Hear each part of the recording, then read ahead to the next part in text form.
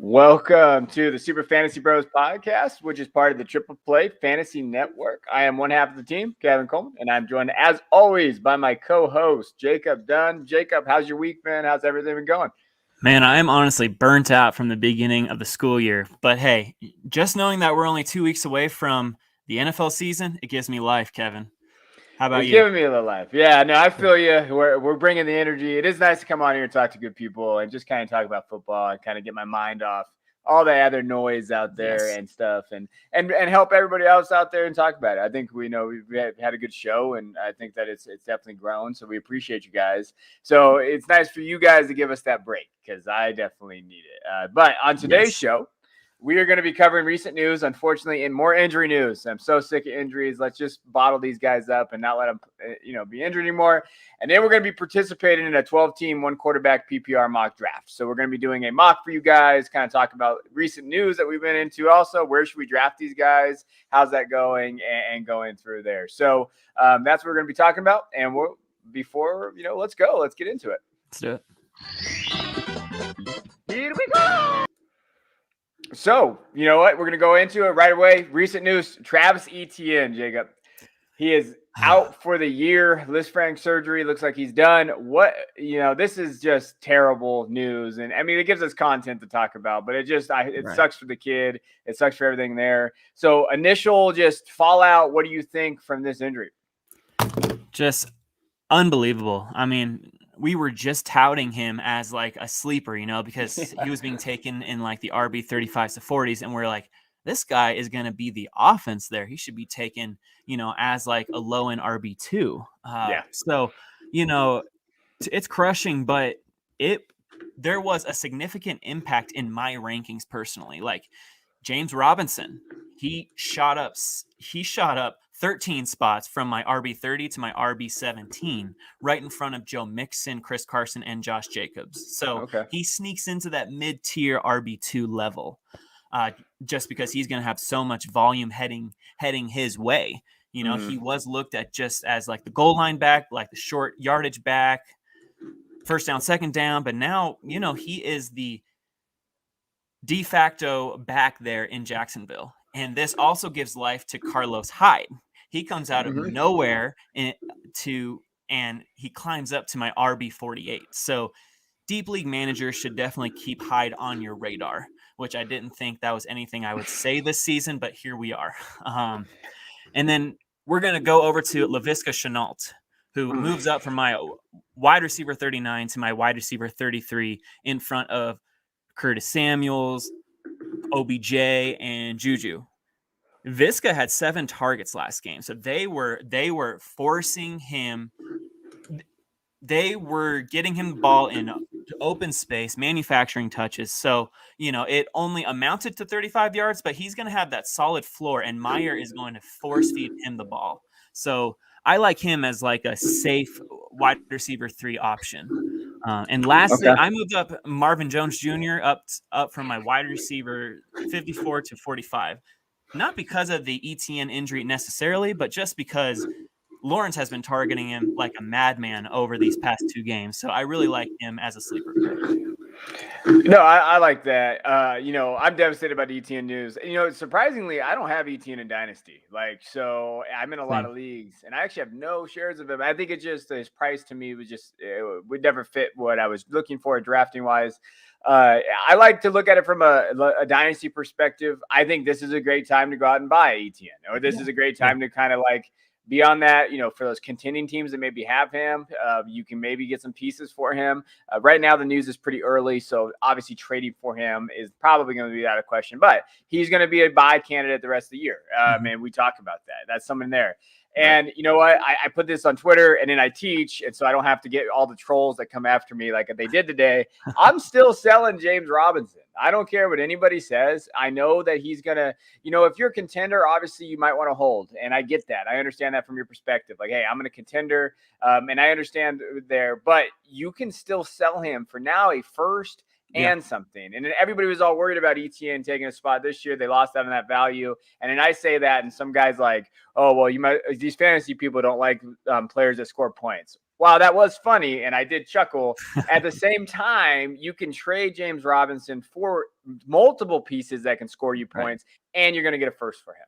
So I'm still on the board of trading James Robinson. I think that offensive line struggled, and what you saw in that in those preseason games, that offensive line is bad, and that offense is going to take some time to gel. I'm actually kind of getting a little nervous about that offense a little bit. Lawrence hasn't looked amazing. Let's be honest. His progressions have not looked great. His reads have not looked great. So like, I don't trust Urban Meyer as well. Like, I still think you can sell Robinson like he's a running back one, and he's not. So I'm still on the sell James Robinson train. I have no shares because I sold him one. I had him in one league and I sold him for a first before the ETN news happened.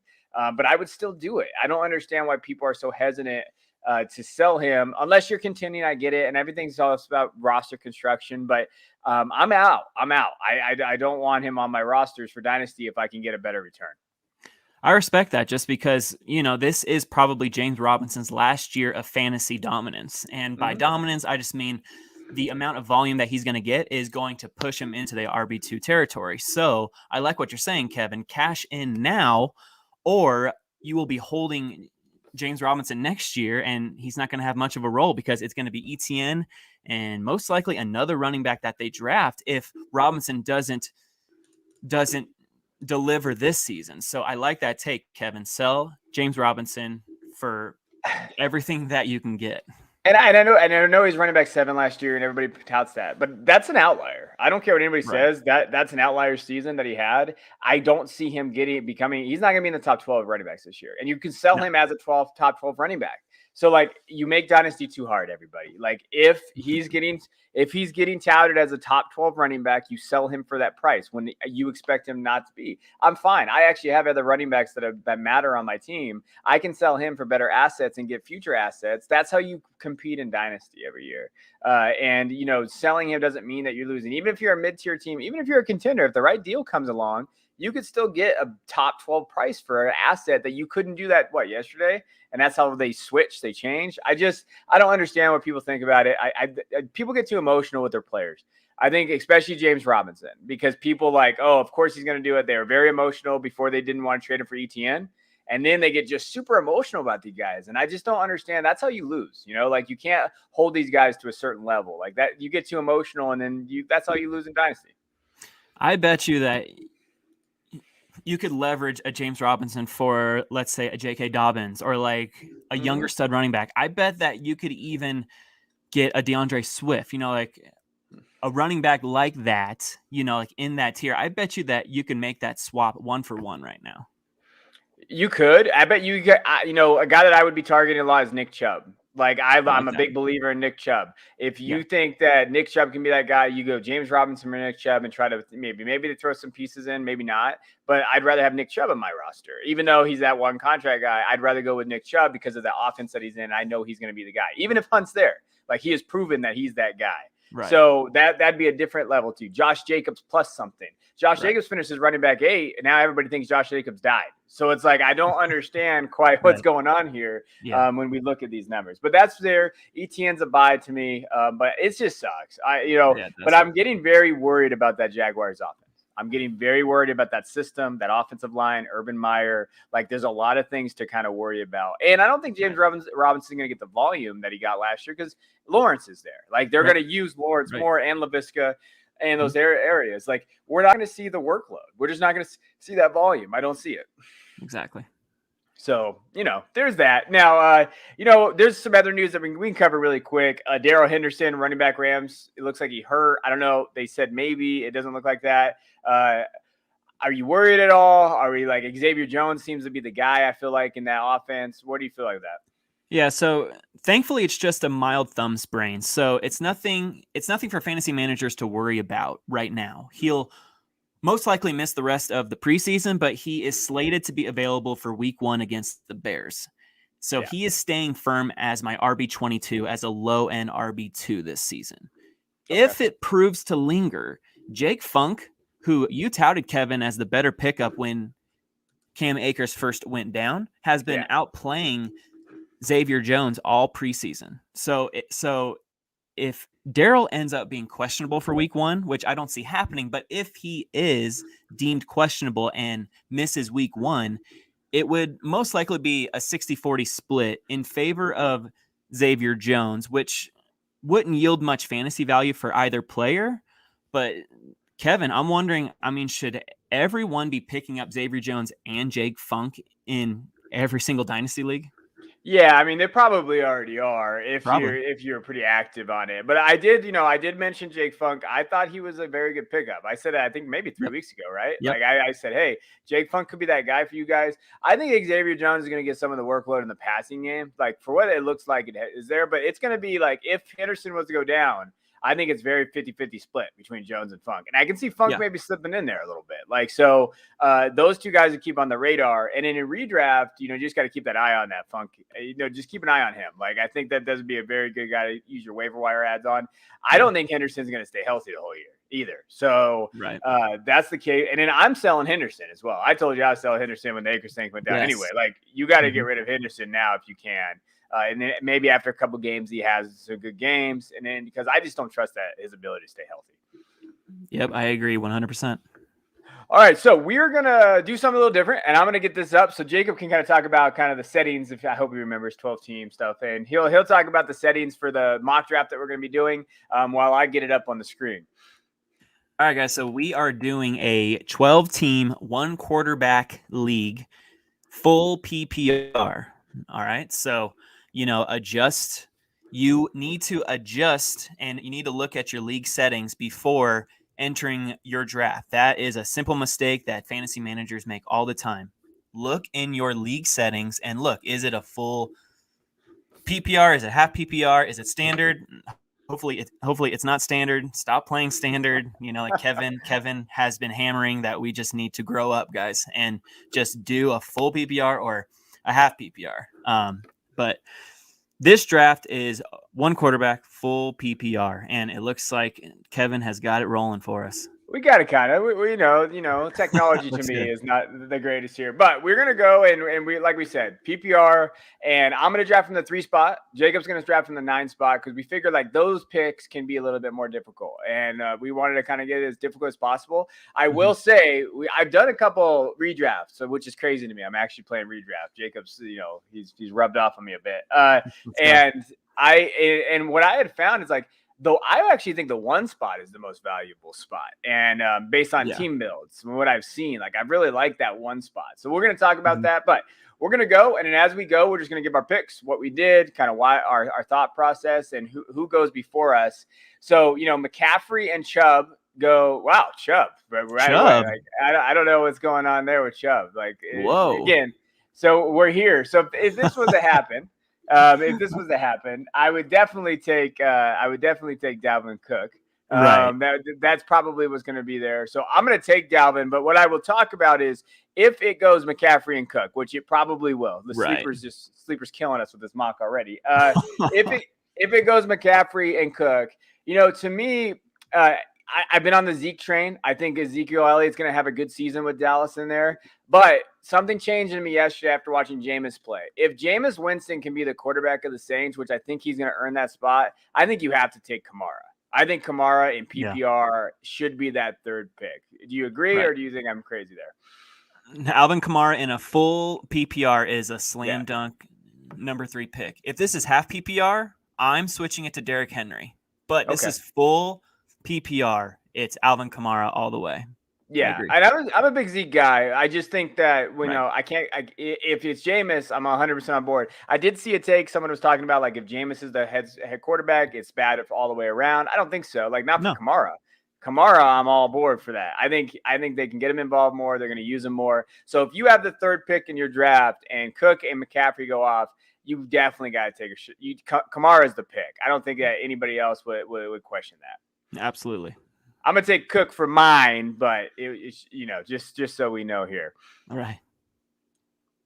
Now after that, while Jacob gets ready for his, it's pretty standard what we see. So it went Kamara, Derrick Henry at the 105, Jonathan Taylor at 106, Barkley at the 107, and Devontae Adams at the 108. So first wide receiver off the board is Adams. Do you agree with Adams being the first wide receiver? You're okay with that early? Absolutely. Okay. Adams is my wide receiver one. He is going to dominate this year with Aaron Rodgers back. So I love that pick. But what's weird is that Ezekiel Elliott is still on the board here. Yeah. And Zeke is highly debated to be a top 3 or even, a top 5 pick this year. So having him slip to me is an easy slam dunk Zeke pick. Now, I was expecting either a Nick Chubb or a Jonathan Taylor to fall to me because that's what's usually been happening at the 9th spot. Usually all the tier 1 and tier 2 RBs are already taken. I was getting ready to take Chubb or Taylor because I love them both this year. Everyone is scared off from Jonathan Taylor because of Carson Wentz. Well, Wentz is already practicing again. He is on track to start week 1. So Jonathan Taylor can be reinserted back where you had him before the Carson Wentz injury, in my opinion, which Taylor is a top 6 back to me, but I have Zeke one spot ahead of Taylor. So I am for sure slam dunking Zeke, and I would take him with the 4th or the 5th pick, but I will take Zeke here with a healthy Dak back. He's not healthy per se, but he is practicing again. He is on track for week 1. We shouldn't worry about Dak. But you, Kevin, as a Cowboys fan, are you worried that Dak is not going to be himself once he returns, or do you think the Cowboys were just putting the kid gloves on him? I think the kid gloves are on. I think Dak's going to be fine. I do think he's going to have the hesitation. I heard the thing about Adam Schefter, and they talked about, like, Adam was talking about, oh, he's always going to be injured. Well, yes, like, to a degree. Like, he's going to be, his ankle is going to be an issue all year because you're timid. Like, I broke my ankle in football, and I remember, like, the first year, like, it took me a while to get back into it and say, hey, how's it going? So I think he's fine. I love the Zeke pick. The one thing I will say is, like, I put this poll out on social media recently, and it had over like 500 votes, and it came out like 58-42 between Zeke or Aaron Jones. So for you, you pick Zeke.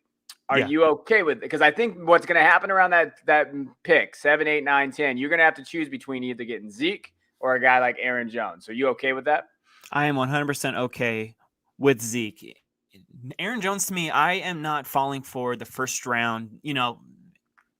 Everyone is shooting him up because Aaron Rodgers is back and Jamal Williams is gone. Well, I still don't see Aaron Jones. I still don't want him at the 109 spot. Now, if I'm at the back end of the first round, I'll take him there for sure because I can double up and take Eckler with him. I can take Antonio Gibson with him.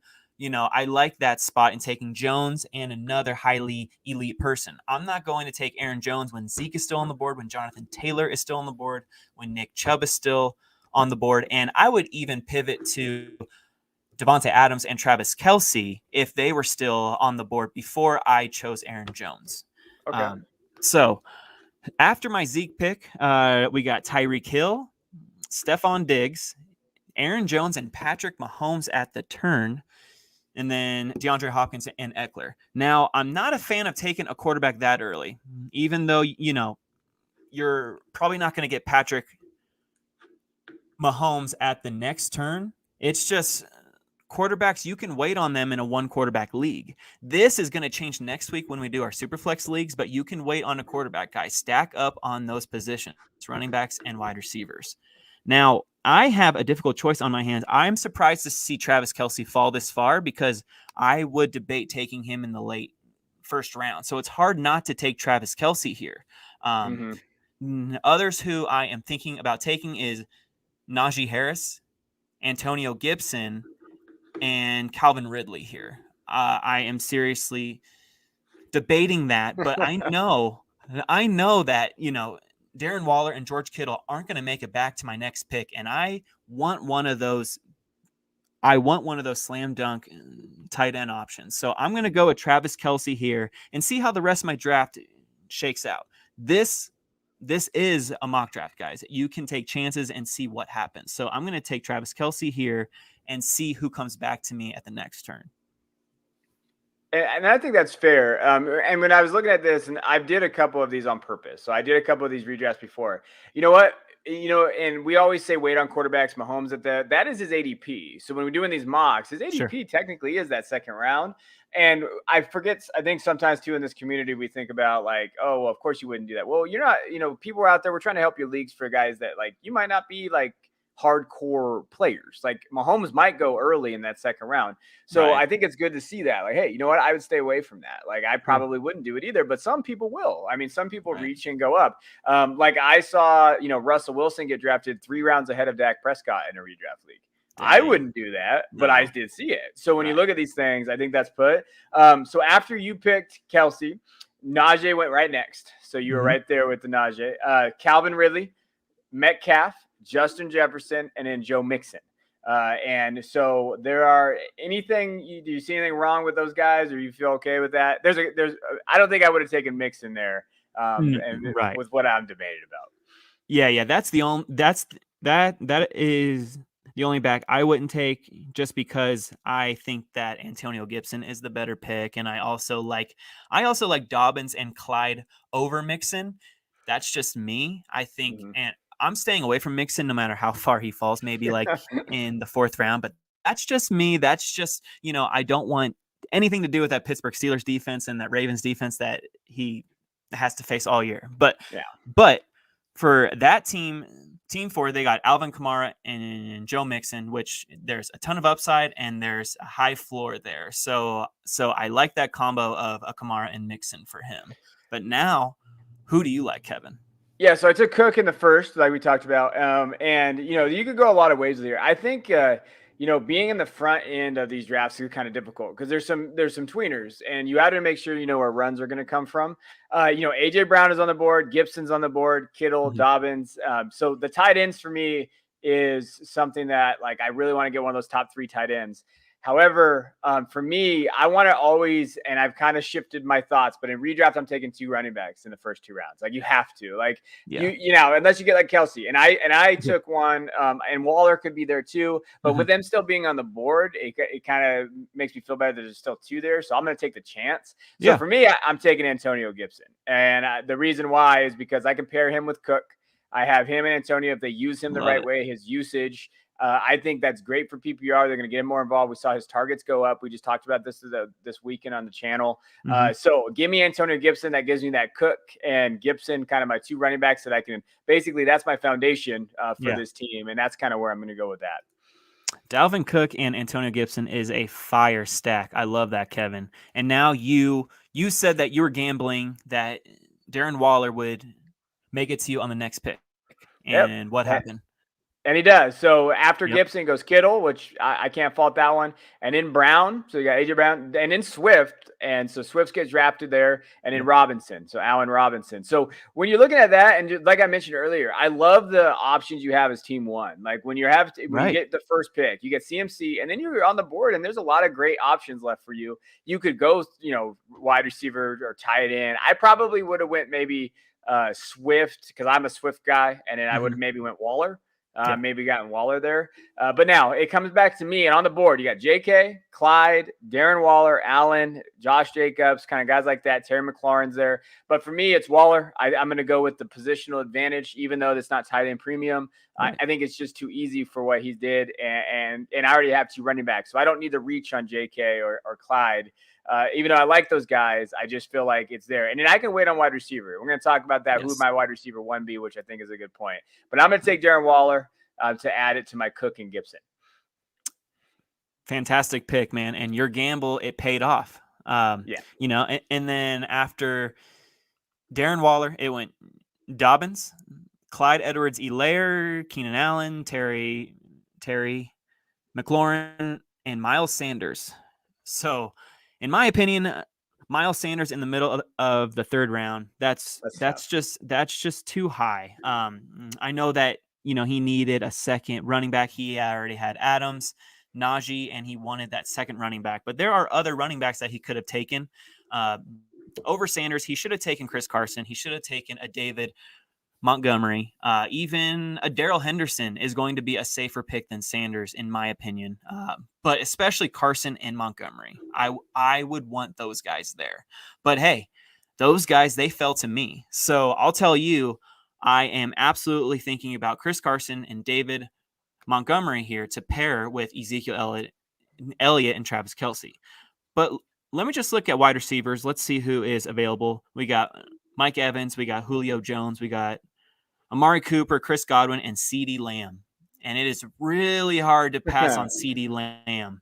He has upside for days. He is my wide receiver 9.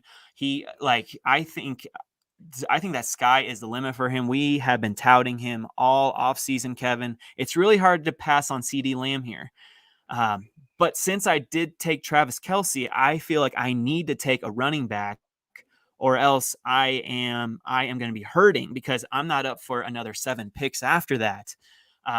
So it hurts my heart, but I'm going to bypass CeeDee Lamb and pick David Montgomery, which is not a sexy pick at all, but it does give me a nice floor to pair with Zeke here. So I'm going to take Montgomery. And what do you think of that pick, Kevin? Should I have taken Lamb? I was going to ask you because, in a Fantasy Pros mock that I did with a bunch of Fantasy Pros guys, I had your almost exact team. I took Zeke, I took Waller, and then I had that same choice, and I ended up taking CD. Okay. So, and then when the 4th round came around, I got Miles. So, but Miles is already off the board. So right now, so you have Zeke, Kelce, and Montgomery, and then the next best running back on there is Darrell Henderson, Kareem Hunt, Myles Gaskin, James Robinson. Right. So I think he made the right pick there based on how the board shifted. So after he picked Montgomery, it went Evans, Carson, Jacobs, Julio, which I think was kind of a reach, Allen, and Cooper. So whoa. So CeeDee Lamb, he dropped to me anyways. Now CD's still there. That probably won't happen in your home leagues, guys. But hey, it could. But Probably not. His upside is just through the roof. I can see one of your friends or your family members reaching on him in like the early 3rd or 2nd. But hey, if he drops to you in the 4th round, that is an automatic pick there, guys. CeeDee Lamb in the early 4th is probably the easiest pick that I can make all draft. That's easy there. So after them, it goes Murray, Henderson, Lamar Jackson, Kyle Pitts, and then Cup. So interesting thing I want to ask you with this. So 4th round, we have 3 quarterbacks. We have Allen, Murray, and Jackson. That's pretty much verbatim of like who's going to go there. And then basically we have Mahomes go in the 2nd. So we know that now. Yeah. The 4th round seems to be when people are going to start getting those guys like Lamar, those guys there. 5th round, maybe. Is that too early for you to take a quarterback? 4th round, I would only consider taking a Patrick Mahomes, and he's not lasting until there. Like I am serious, guys. You can get great quarterback value in the 8th, 9th, 10th round. Okay. You don't have to spend up on these elite guys. Yes, they are safe, but they are not the league. They are not the league winners that we think that they are. Like there is not much parity between the quarterback 1 and the quarterback 12, guys. Like there are lots of options out there. Like fantasy is built for the quarterback, just like today's NFL. Like, okay, so you guys can wait. I understand if you do want to take a Josh Allen or a Kyler Murray based on upside, based on just that high floor, but I urge you to just wait. You can wait on quarterbacks. I'm very much a zero quarterback guy.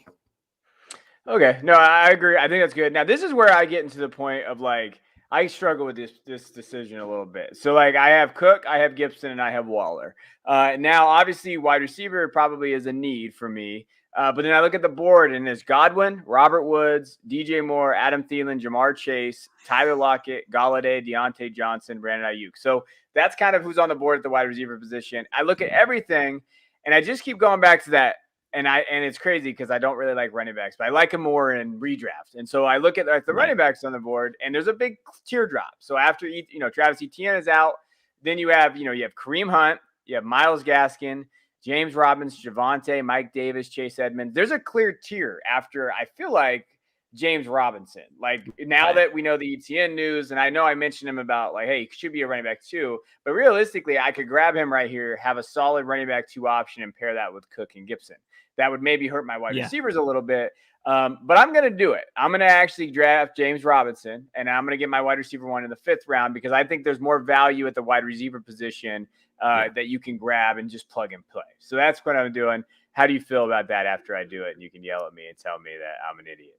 No, you made a fantastic point, man. There's no other backs that offer the combination of James Robinson's ceiling and his floor. Like he is the safest running back that you could take at that, because I am not trusting Gaskin. I'm not trusting Mike Davis at that spot. Like later, yes, but not right there. And those were your next 2 best options.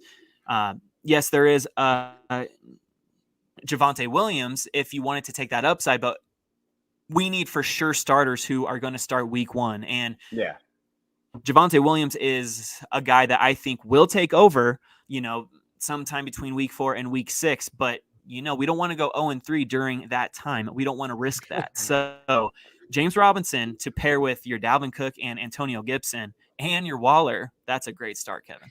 Yeah, and then after that, Robert Woods would have been the guy probably I would have grabbed as my wide receiver 1 or Godwin. So Robert Woods went, then Mark Andrews, then Godwin, and then Kareem Hunt. So it came back to me. I think this is an easy pick for me. I'm taking DJ Moore as my wide receiver 1.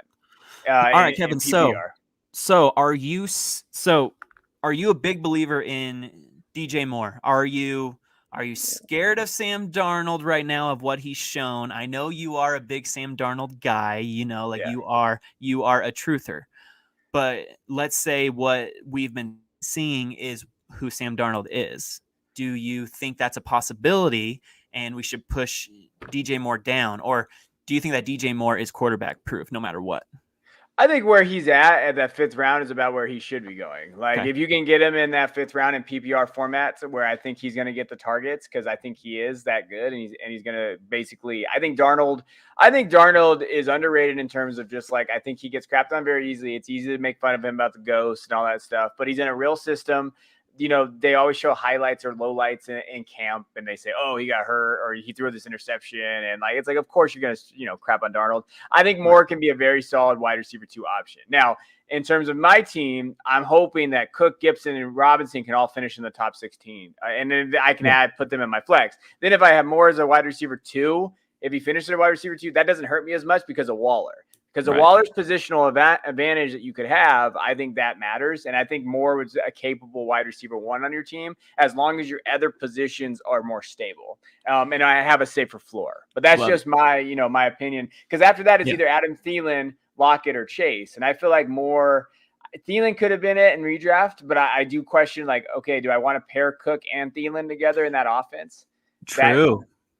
That's the one. That's the one thing I kind of limit. That offense isn't the greatest. Like when we're looking at what they're trying to accomplish, I'd rather have the running back in that offense. Right.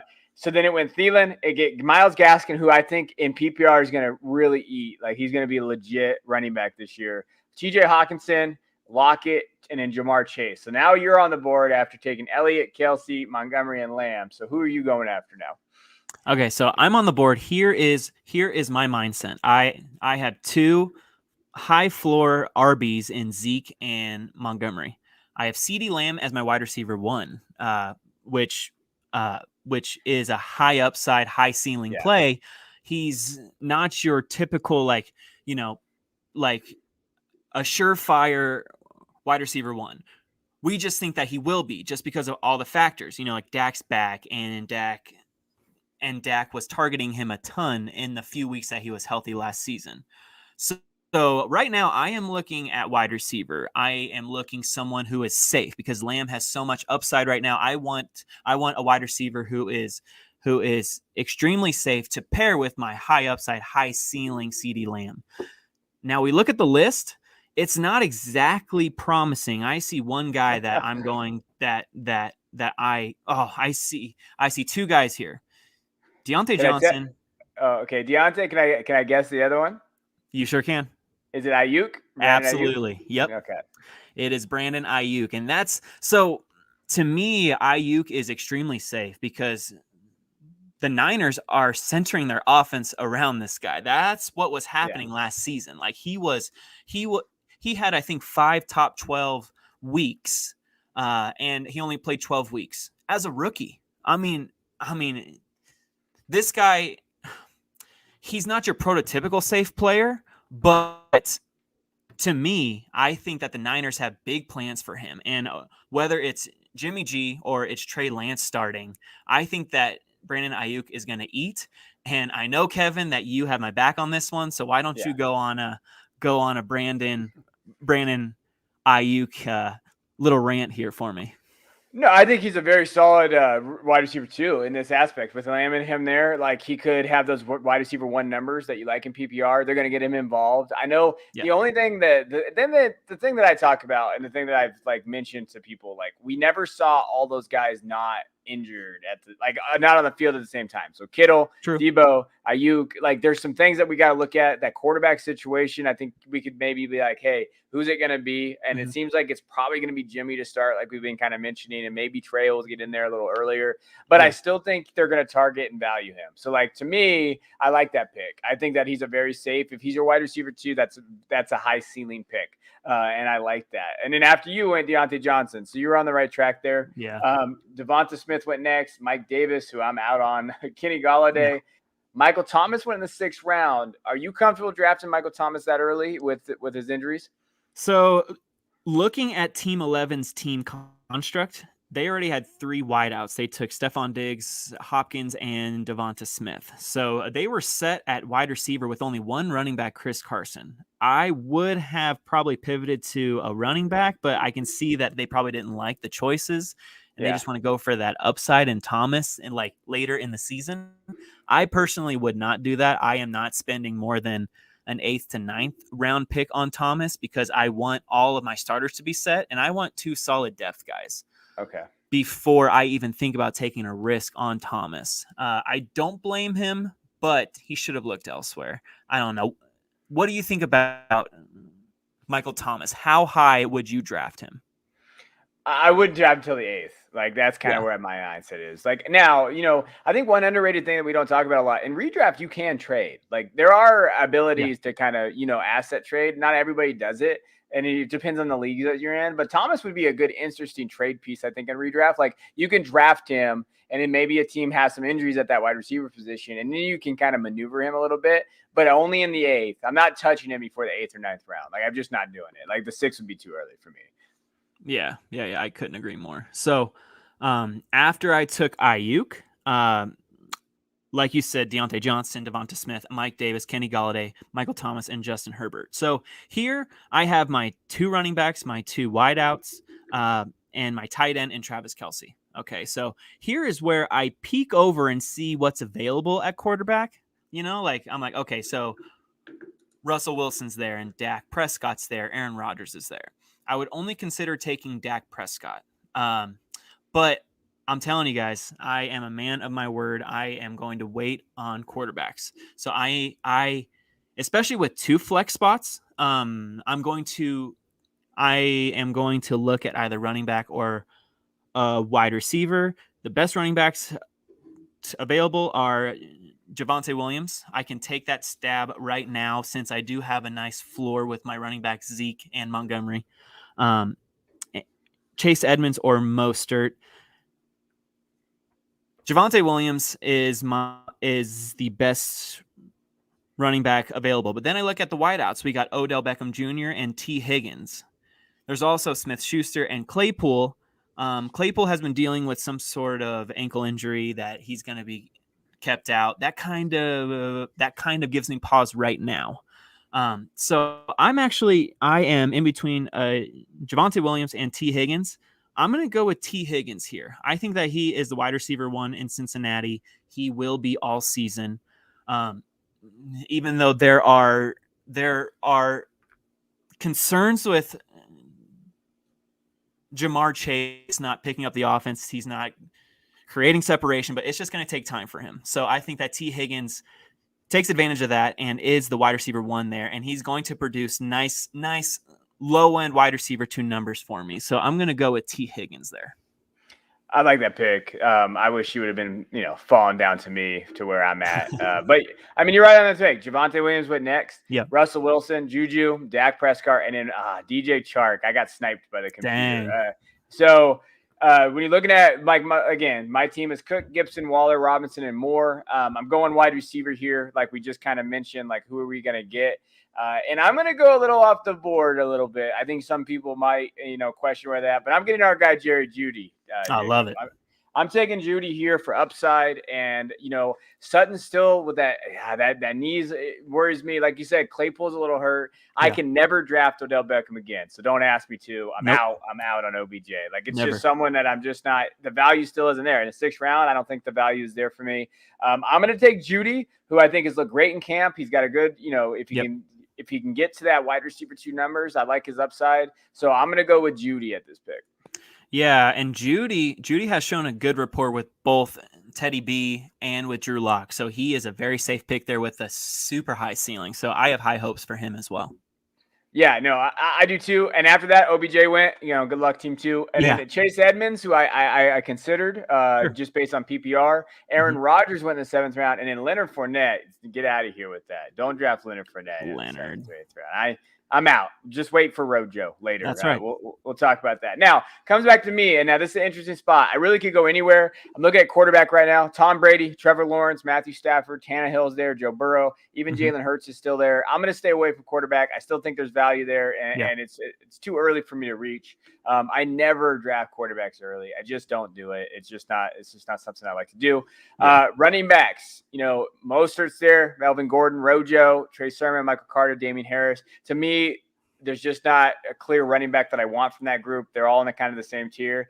Yeah. And you know what? To be honest, coming back to wide receiver, Claypool is still there. And so that's kind of, I think, where I'm going to have to go. After that, it's Debo, Jalen Waddle. Laviska's there. And so we just kind of mentioned, where they're going to be at with targets and stuff. Laviska could be the pick. But for me, it's Claypool because of his touchdown upside in that offense. And he's someone that I think that, could benefit very well. And getting him as the 3rd Pittsburgh wide receiver in this draft, I think is a good value. I love that.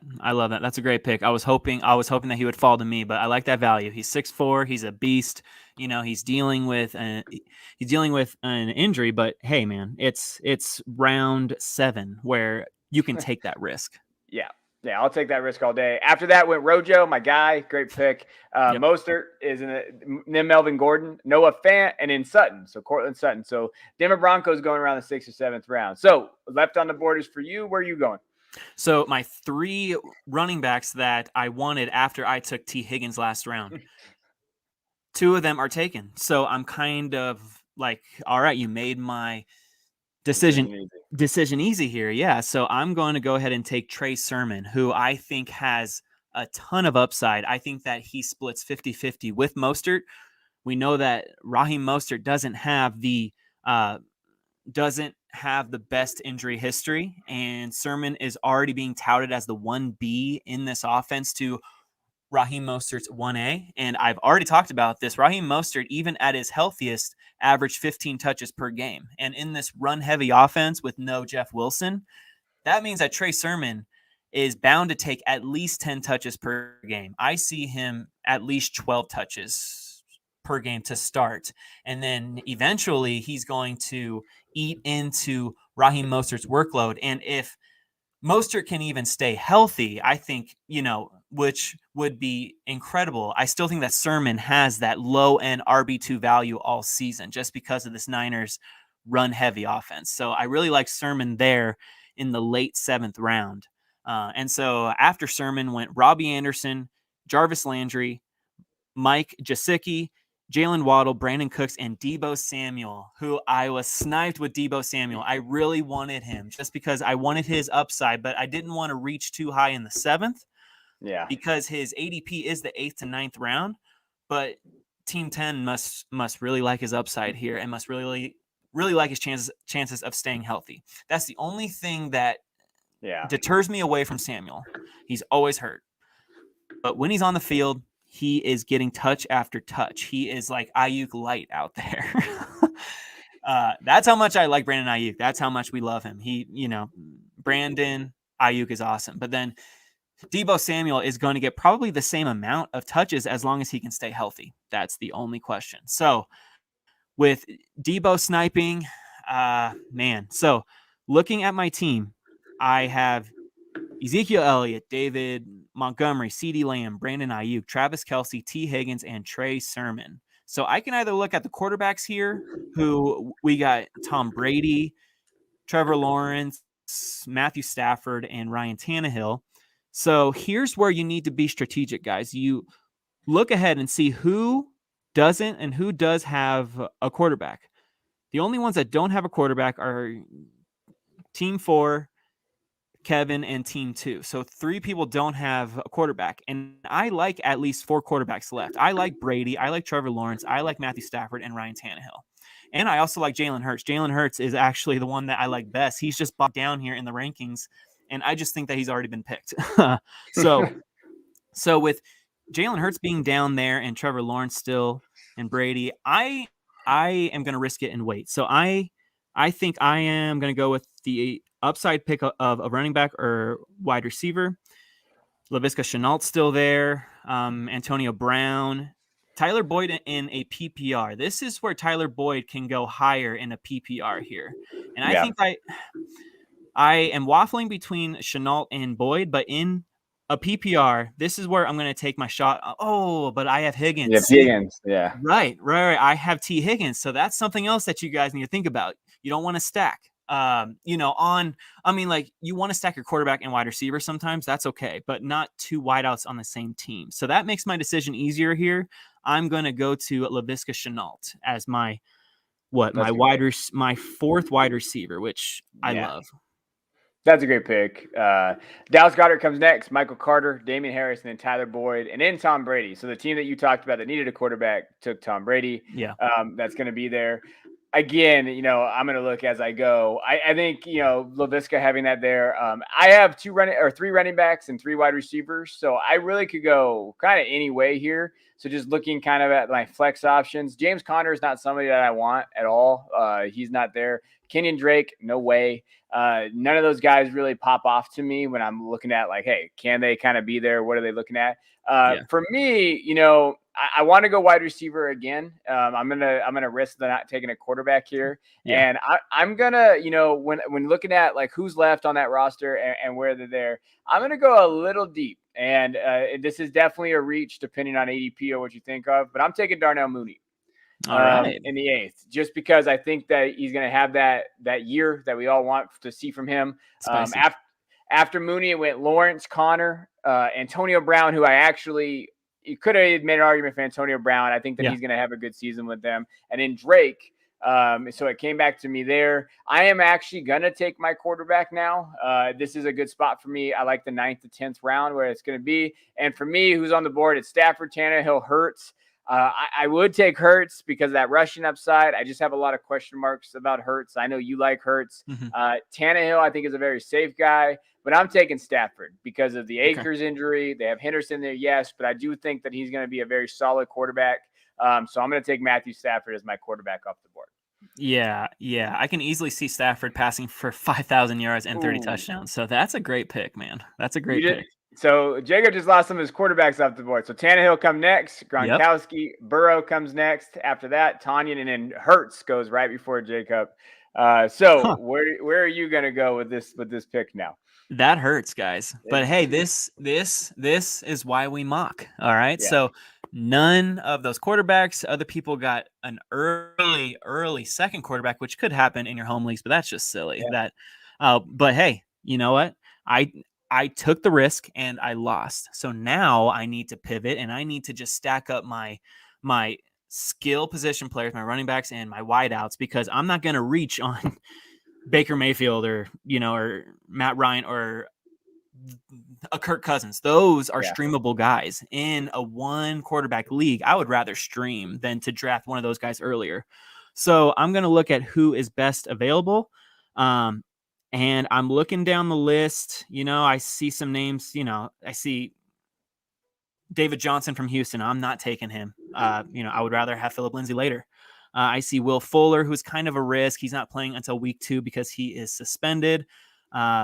I'm thinking about him maybe. Then we got Zach Moss, A.J. Dillon, Hollywood Brown, and Michael Pittman. Michael Pittman to me is very interesting. He's kind of a wild card, but with Wentz coming back, Pittman could be the wide receiver one on that team. Mm-hmm. And I think I'm going to go with that upside here with my 5th wide receiver. I'm going to go with Michael Pittman and just gamble that he is going to have a huge year in his 2nd year in that system. So I'll go with Michael Pittman. I like that pick. No, I think that pick's good. Thanks, I agree with that. David Johnson not touching.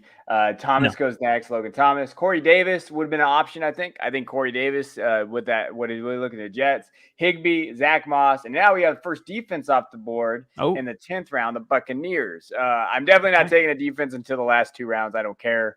Then or kicker. So I'm staying out there. Now, who are you going to grab here? 100%, Kevin. Yeah, so I was thinking about Will Fuller or Michael Pittman. I have a ton of wideouts, but I don't think it's ever a bad idea to stack all those wideouts. Because when I look at the running back, I see A.J. Dillon, Devin Singletary, Nyheim Hines, Gus Edwards, Tony Pollard, and Phillip Lindsay. This is actually right now where the time I'm thinking about Phillip Lindsay, but since he's so low, I'm going to take the risk that he comes back unless you take him, Kevin, which I understand, but I'm not going to risk it, or I am going to risk it. I am going to go ahead and take Devin Singletary and see if he can finally have a decent season, especially in a PPR league. He's going to get those catches. So I'm going to take Singletary and just hope that Phillip Lindsay comes back. We'll see. Yeah, he's probably, we'll see here in a second while I do this. So Singletary went, Marquise Brown went next, Fuller. Mike Williams was a guy I was targeting in this round. If Mike Williams would have fell to my pick, I'm really high on Mike. If he could stay healthy, like we've mentioned in the past, if he could do it, I think he's a solid wide receiver too. The Baltimore Ravens went and A.J. Dillon. So for me, when I'm just looking at the board, just to kind of go over, like I haven't picked up a 4th running back yet. So I went running back heavy, and then I was able to get more Judy, Claypool, and Mooney. So taking some shots at wide receiver with Stafford as my quarterback. To me, it comes down to 3 guys from the running back position. I want to grab my 4th guy here. It's Nyheim Hines, Edwards. Like it's either one of those guys. And I love Hines in PPR formats. I think he's going to be there. But the upside of Edwards in that offense, I like Dobbins, but they do love Edwards in the red zone. He's had all those numbers. I've talked about in there. I think this is just, it's too hard to pass on Edwards. So I'm going to grab Edwards. Now, if Nyheim falls to me, I could maybe grab Nyheim again and just do 2 running backs real quick and stack those guys. But we'll see how that works. Let's take the risk. Irv Smith went next. Gallup, Rams, and then 2 defenses went off the board. And so I'm taking Hines. So I'm going to grab Edwards and Hines as my 2 kind of running backs, sure up that side. And PPR, I think they're good plug-and-play guys and good backups to have. I love that. Yeah. And then after Hines, we got Curtis Samuel. And then a kicker run. We got Jason Sanders, Younghoe Koo, Justin Tucker, and Harrison Butker all win. So all the kickers are going. But we're going to keep stacking, Kevin, and we're not going to waste our pick on a kicker or defense until the last 2 rounds. So right now, I took Devin Singletary and took the risk that Phillip Lindsay might come back to me, and he did. The gamble, it paid off. And I think that Phillip Lindsay ends up leading this team in carries. Even though the Texans offense is a tire fire, it doesn't matter because this is depth. This is my 5th RB, guys. You want to go for a guy who has that upside. Phillip Lindsay has that motor, has that acceleration to take it to the house on any play. So I'm going to go with that upside here with Phillip Lindsay. And then Tyler Bass goes after him, the Steelers defense, Browns defense, Ruggs, Baker Mayfield, and Justin Fields. So I was low-key hoping that Justin Fields would make it back to me there in the next round. But it was between him and Trey Lance. I know that Justin Fields has a clearer path to starting, but Trey Lance isn't far behind him. I think that Trey Lance could start as soon as week 4. So I'm going to go with Trey Lance there and then see who's available at quarterback in the next round to as a stopgap until Trey Lance takes over. So I'm going to take Trey Lance here. I think that's an interesting strategy, right? You just take the young kid that you think is going to start, and then you can plug and play and fill some guys in Yeah. and go from there.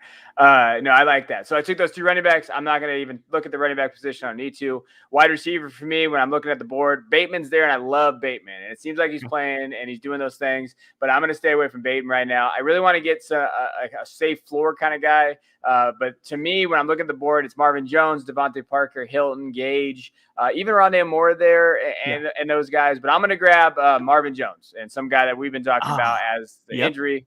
I'm taking Marvin as that wide receiver, especially in PPR. Love it. After that, Bateman goes, Hunter Henry, go. Tony Pollard, Matt Ryan. I don't know if you're looking at him. And now what I'm going to do, I'm going to reach a little bit. I'm taking Jacoby Myers from New England. I think that could be the wide receiver 1 there. Has those targets, PPR. I think he's getting slept on a little bit. So I'm going to take Jacoby. You took him over Nelson Aguilar. That's interesting. I did. Yes. Very, very interesting, because I was looking at Aguilar or a stopgap quarterback like Matt Ryan or Kirk Cousins. Kirk Cousins is still there. So I'm going to grab Kirk Cousins. I think he is underrated, even though he's a part of a run first offense. I think that Kirk Cousins is extremely solid, has a very nice floor. So I'm going to go with Cousins there. And I'm going to be willing to stream if Cousins doesn't have a good matchup and Lance still isn't starting, because there's going to be a lot of quarterbacks available after this draft. So for this pick, do you take, Jamal went, we can kind of go over that, JK, them. Do you take a backup tight end at all? Or do you just, because I don't. I usually just stream the second tight end if I have to. I only take a backup tight end when I take like a flyer pick on a tight end in the 13th round, like a Cole Kmet. I like to have an insurance policy of another tight end after that. But I have Travis Kelce. I'm not going to take another one until I have a bye week, So right here, it's our last 2 rounds. We're taking a kicker or defense. I really like Greg Zuerlein and Robbie Gould here. So I like Zuerlein. He's a part of what's going to be a high-scoring Dallas Cowboys offense. So Greg Zuerlein has a high floor there. Okay. A kicker on here. One thing I will say for everybody out there, and we'll go through this quick, I'm going to, kicker, defense, whatever. Know your settings. So if your league allows you not to have to pick kickers and defenses yet, because some leagues will do that. Just pick as many draft eligible players as you can, and then drop whoever you need to drop before the first week if they allow ad drops like that. Smart. Because you can just, and then if injuries happen, now you're sitting, like, let's say you have a deeper draft and you took Carlos Hyde. Okay, instead of a kicker. Well, now Hyde's value just shut up instead of that kicker that you had.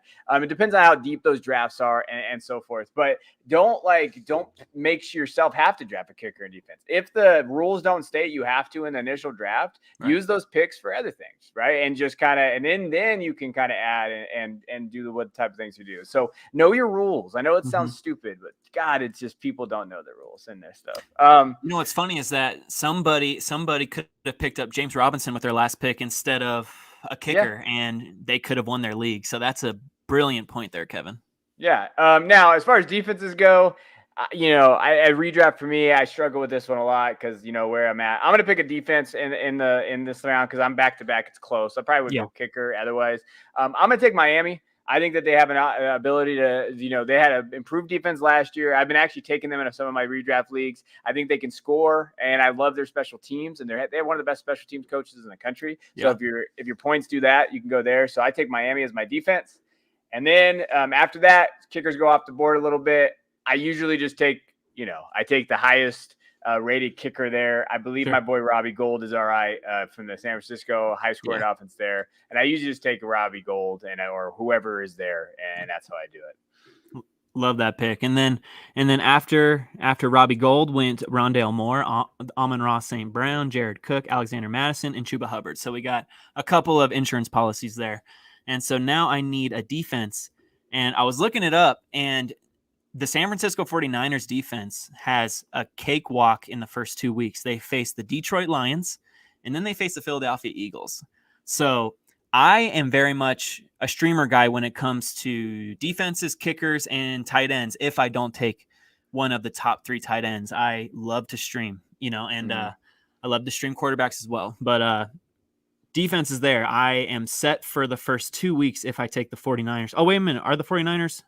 Yeah, they got drafted a couple rounds ago, so you're off the board. Yeah, Somebody already knew. Somebody already knew. Son of a gun. Son of a gun. All right. So, you know what? Then I am just going to make a homer pick here. I am going to go with the Denver Broncos. I kind of lucked out there because the Broncos are facing the New York Giants in week 1. So that's a perfect streamer option for you guys. So I'm glad that we can figure that out all together, guys. All right. So just to kind of go over, what we have and kind of go through our team. So I have Dalvin Cook, Gibson, Waller, James Robinson, DJ Moore, Judy, Claypool, Mooney, Stafford, Gus Edwards, Naheem Hines, Marvin Jones, Jacoby Myers, and then Miami and the kicker, Robbie Gould from, the Niners. And then on Jacob's side, he's got Elliott, Kelsey, Montgomery, Lamb, Ayuk, Higgins, Sermon, Shenault, Pittman, Singletary, Lindsey, Lance and Cousins, and then Zorloin and the Broncos. Is there any pick immediately that you regret? Regret? Oh, man. That's a great question. I don't think I regret a specific pick. I guess I will go back to when I gambled in what round when I could have taken Tannehill and Hurts. Yeah, so I took Shenault instead of addressing my quarterbacks in round 9. So when I do my next mock, I'm going to see if that same thing happens or I should just take a quarterback in round 9 instead of gambling there.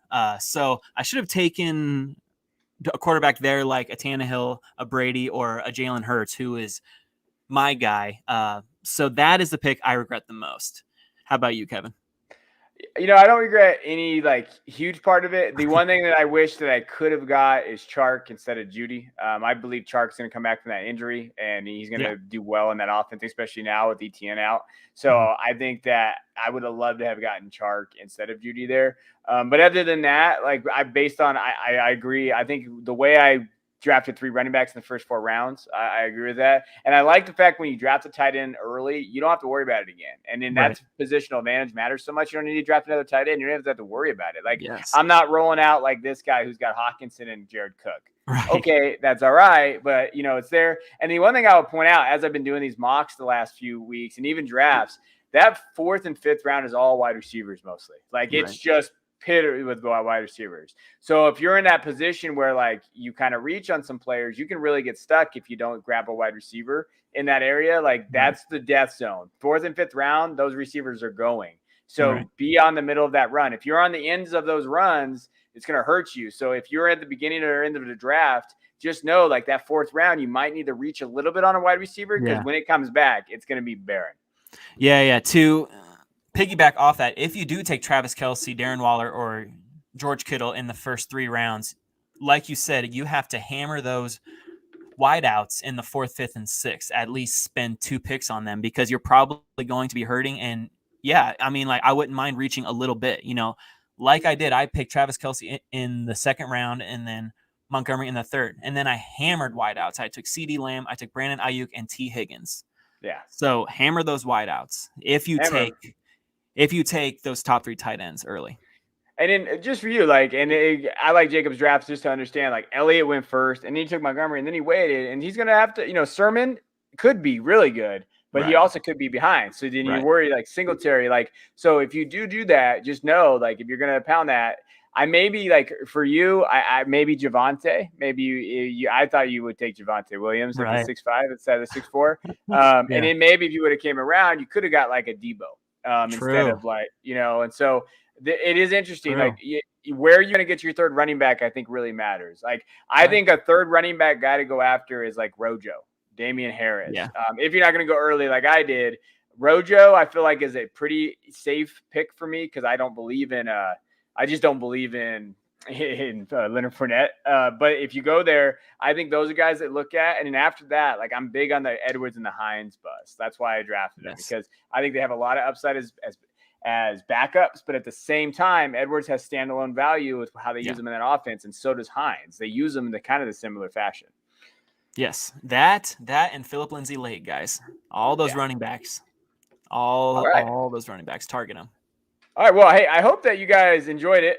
We did as well, to kind of go over it and just kind of talk about everything that we do in redraft and PPR. I know a lot of drafts are happening this week, and we wanted to get this PPR one out as soon as possible. Yes. I believe next week we're going to go half PPR, right? We're going to kind of venture in that world.